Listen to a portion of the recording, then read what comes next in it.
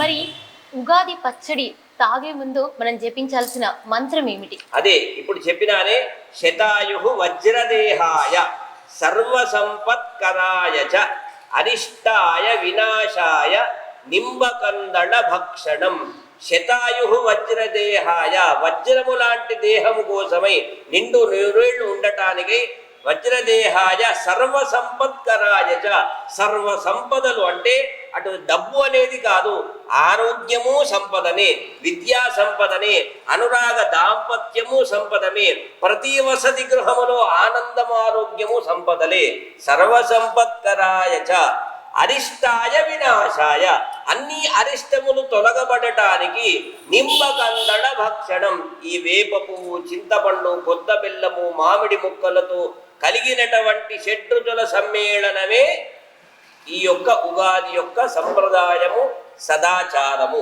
ఇది స్వీకరించే ముందు ఈ శ్లోకాన్ని ప్రతి ఒక్కరు పఠించి బ్రాహ్మణోత్తముని ద్వారా అందుబాటులో ఉంటే, లేదా మనమైనా ఆ శ్లోకాన్ని పఠించుకొని చక్కగా మన ఇష్టదేవతలను, గురుదేవతలను స్మరించుకుని కళ్ళకత్తుకొని స్వీకరించటము వలన సకల శుభాలు జరుగుతాయి.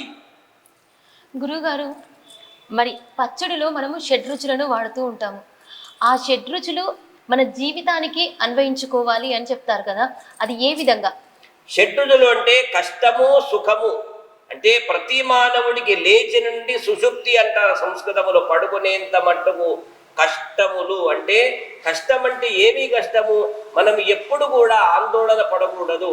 ప్రతిది దేవీ దేవతలను శరణు వేయడమే మన కర్తవ్యం. తాత్కాలికము, ఎవరికీ సుఖము శాశ్వతం కాదు, ఎవరికీ కష్టము శాశ్వతం కాదు. అన్నీ నీటిపైన బుడగల మాదిరిగా, అయ్యో కష్టం వచ్చిందే అంటే కష్టము తాత్కాలికమే.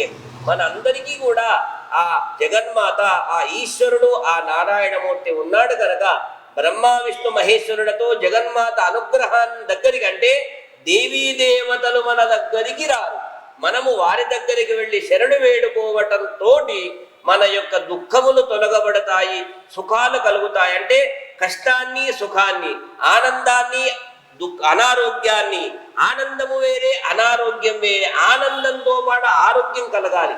ఇవన్నీ కలగాలంటే భగవత్ అనుగ్రహము, అనుగ్రహము కలగాలంటే ఏ వ్యాపారము కూడల్లో దొరకదు, దేవీ దేవతల దగ్గర దొరుకుతుంది.